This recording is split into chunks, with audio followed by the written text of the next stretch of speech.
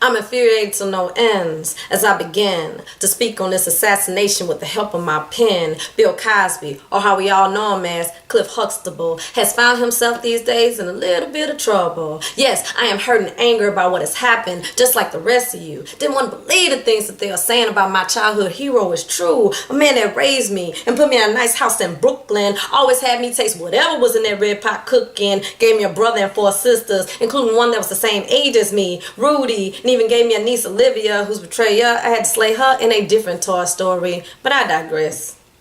Pull up a chair, I'm about to come through the door, Ricky Lake, and confess to all of you that I was raped. I was raped. It happened so long ago, and I never wanted anyone to know. Because I blame myself for allowing myself to be in that predicament and even tried to convince myself that I was a willing participant. Maybe if I would have spoke on it back then, he would be in imprisonment. But nothing ever happened to him. Why? Because I never mentioned it. 1,000 showers could not wash his hands off of me.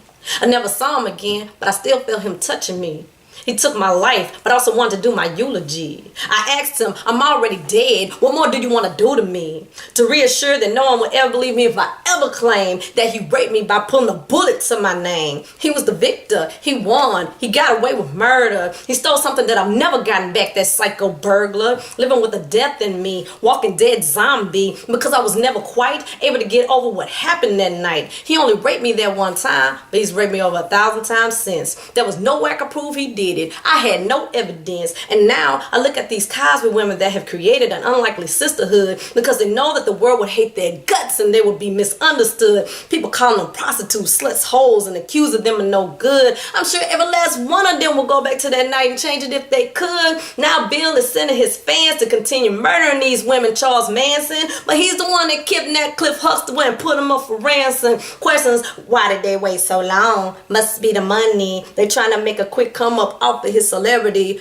Oh my God, please. I'm trying to find faith in humanity because right now there ain't none. Rape victims go through so much, be glad you ain't one. Mr. Cosby decided to take something from Sleeping Beauty that she can never get back, but God isn't hibernating, just patiently waiting. And in fact, he's still watching over Mr. Cosby and keeping him safe, because if that was my daughter, sister, or mother, prison would be his best place. These women did not write that page of their book. It was done while they were asleep. The author was a clever wolf dressed like a harmless sheep. Displaced anger is a nomad, needs to find his rightful home. Mr. Cosby inbox is where that special delivery belongs. Now Dr. Huxtable is gone. He is dead. They've written his obituary. The moment Bill used Cliff's prescription pad, he bought him a plot in the cemetery. These are 2 different men entirely, but one and the same still. Call Quentin Tarantino just to let him know that Bill killed Bill.